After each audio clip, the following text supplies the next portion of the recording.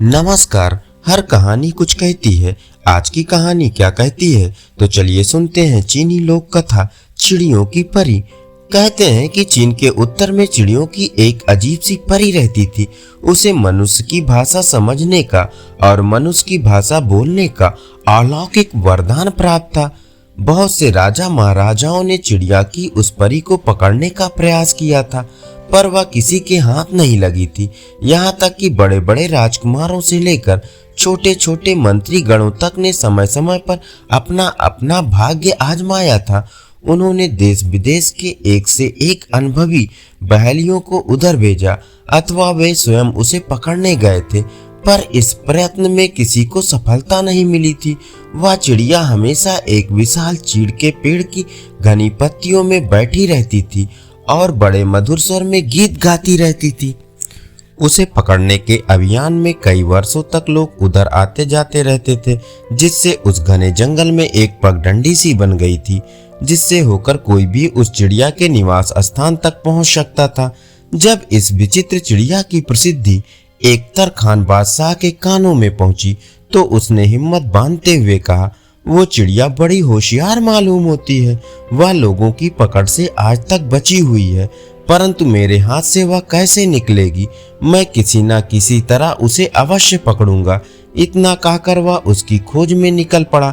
एक तरखान चलते चलते उस घने जंगल में पहुंच गया।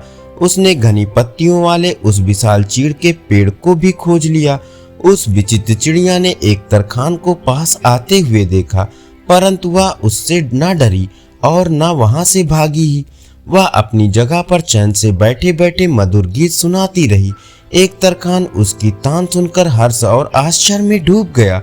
फिर उसने बड़ी आसानी से उसे पकड़ लिया। उसे पिंजड़े में लेकर खुशी खुशी वह अपने घर की ओर चल दिया। उस पहाड़ी के ऊबड़ खाबड़ रास्ते से वह चला जा रहा था। रास्ते में चिड़िया ने एक तरखान से कहा, बड़ी आसानी से आपने मुझे पकड़ लिया है, किंतु मुझे यह वरदान प्राप्त है कि जो भी मुझे लिए जा रहा हो उसे रास्ते भर मेरे साथ बातें करने जाना चाहिए और किसी भी हालत में आह नहीं भरनी चाहिए, क्योंकि उसके चुप होते ही अथवा आह भरते ही मैं उड़ जाऊंगी। इसलिए हम में से किसी को हर वक्त कुछ ना कुछ बोलते ही रहना चाहिए। एक तरखान ने कुछ सोचकर उत्तर दिया, तब तो ठीक ही है, तुम ही कुछ कहो ना, बातें करते हुए रास्ता जल्दी ही कट जाएगा। चिड़िया बोली, मैं तुम्हें एक कथा सुनाती हूँ। एक शिकारी ने एक कुत्ते को पाल रखा था। एक दिन दोनों शिकार करने निकले। जंगल के बीच रास्ते में उन्होंने एक टूटी हुई बैलगाड़ी देखी। उसमें सोना चांदी भरा पड़ा था। उसका स्वामी बगल में बैठा था। परिचय हो जाने के बाद गाड़ीवान ने शिकारी से आग्रह किया, मुझे गांव जाकर किसी कारीगर को ढूंढ कर लाना है जो मेरी गाड़ी के पहियों की मरम्मत कर सके। क्या तब तक आप और आपका कुत्ता मेरी गाड़ी की रखवाली कर सकते हैं? बेशक, बड़ी खुशी के साथ शिकारी ने जवाब दिया।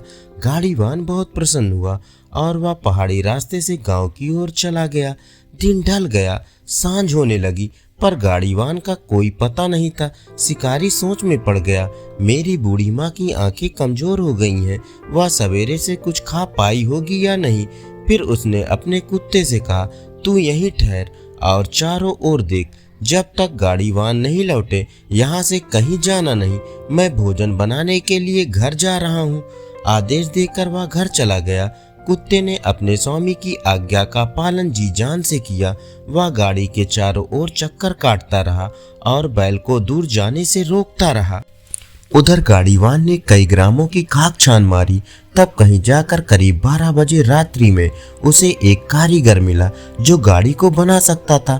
जब वह लौटा तो उसने देखा कि शिकारी तो चला गया है, परंतु उसका कुत्ता उसकी जगह पर गाड़ी की रखवाली कर रहा है। इससे वह बहुत प्रसन्न हुआ। गाड़ीवान ने कुत्ते को कुछ चांदी की छड़ें देकर उसे घर भेज दिया। वह स्वामी भक्त कुत्ता चांदी की छड़ों को लेकर जब घर पहुंचा और अपने स्वामी के चरणों में रख दिया, तब उसे देखकर शिकारी क्रोध में आकर उससे बोला, मैंने तुझे गाड़ी की रखवाली के लिए छोड़ा था, उल्टे तूने उसकी चांदी की छड़ों को चुराया है। इतना कहकर शिकारी ने डंडा लिया और कुत्ते को इतना मारा कि वह मर गया। एक तरखान से रहा न गया। उसने आह भरते हुए कहा, कितना बड़ा बेवकूफ था वह शिकारी। उसने ऐसे भक्त कुत्ते की जान ले ली। अच्छा, तो तुमने आ भर दी। इतना कहकर चिड़ियों की परी उड़ गई। भला मैं इस प्रण को कैसे भूल सकता हूँ। एक तरखान ने अपने आप को दोषी ठहराया। वह जंगल की ओर जाने वाली पगडंडी पर मुड़ पड़ा। दूसरी बार भी उसी पुराने चीड़ के पेड़ पर से उसने चिड़िया को पकड़ा।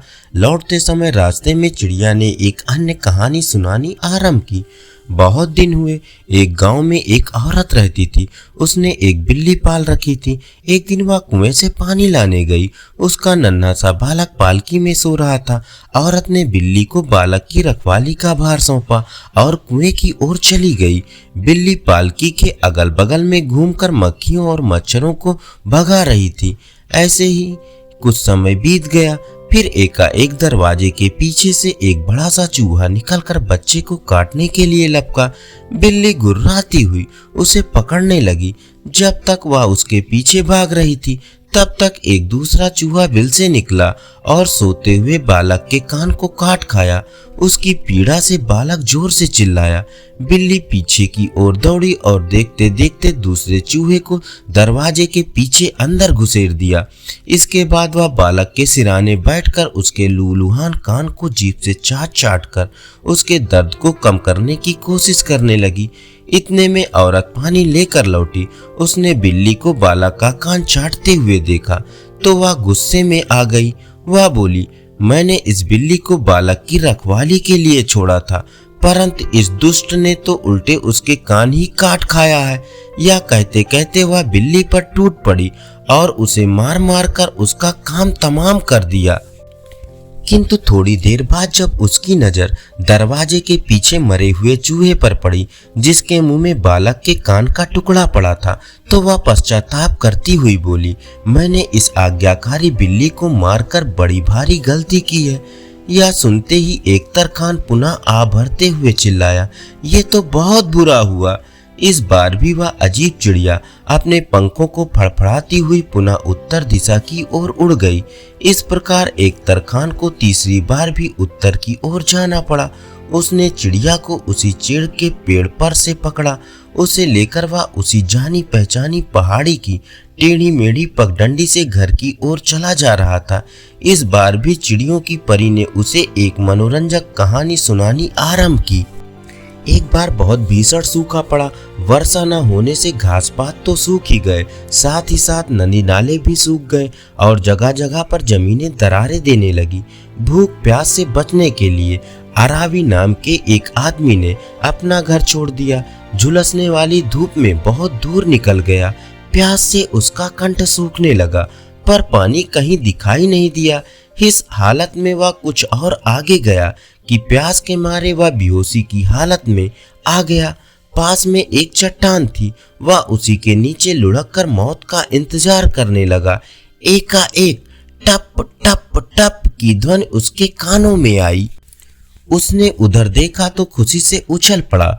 उससे कुछ ही दूर पर चट्टान के दर्रे से पानी की बूंदें टपक रही थी।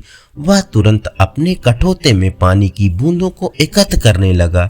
जब उसके काठ का बर्तन पानी से भर गया, तब उसने उसे मुंह में लगाया ही था कि एक कौवा उड़ता हुआ आया और अपने चोंच से कठौते को झटका देकर सारे का सारा पानी उड़ेल दिया। अब तो अरावी क्रोध से लाल हो गया। उसने कहा, दुष्ट कौवा, तुमने स्वर्ग का दिया हुआ मेरा पानी उड़ेल दिया। फिर उसने एक पत्थर उठाया और एक ही निशाने में कौवे को जान से मार दिया। कौवा कुछ ही दूर जाकर झाड़ियों में गिरा, लेकिन कौवा जहां गिरकर मरा था, उससे कुछ ही दूर पर एक बड़ी चट्टान की जड़ से पानी का एक सोता बह रहा था। प्यासे अरावी ने उस सोते का पानी जी भर कर पिया, परंतु वहां से जाने के पहले वह अपनी गठरी लेने के लिए पुनः उस स्थान पर आया जहां वह बेहोशी की हालत में पड़ा था। अब उसकी प्यास बुझ चुकी थी, इसलिए उसका मन शांत हो गया था। गठरी उठाते उठाते उसकी नजर एकाएक उस चट्टान के ऊपर उस दरार पर पड़ी जहां से पानी की बूंदें टपक रही थी। ऊपर उसने जो दृश्य देखा उसे देखता ही रह गया। चट्टान के ऊपर एक जहरीला सांप सो रहा था और उसके मुंह से विष की एक एक बूंद टपक रही थी। उसने आह भरते हुए कहा, ओह, मैंने करीब करीब विष पी ही लिया होता, परंतु उस बेचारे ने मेरी जान बचा ली। उसका बड़ा आभार मानता हूँ। इतना कहते कहते उसकी आंखों से आंसू की धारा बहने लगी। बेचारा कौवा, अपनी जान देकर उसने दूसरे को जीवन दान दिया था। एक तरखान ने आ भरते हुए चिड़ियों की परी से कहा, आपने फिर आ भर दी। अच्छा, अब मैं चली। इतना कहकर वह विचित्र चिड़िया तीसरी बार उत्तर की ओर उड़ गई। ओह, मैं हारा। सचमुच इस अजीब सी चिड़ियों की परी को पकड़कर बंदी बनाना आसान काम नहीं है। यह कहते हुए एक तरखान खाली हाथ अपने महल को लौट पड़ा। धन्यवाद। अभी आप सुन रहे थे चीनी लोक कथा चिड़ियों की परी।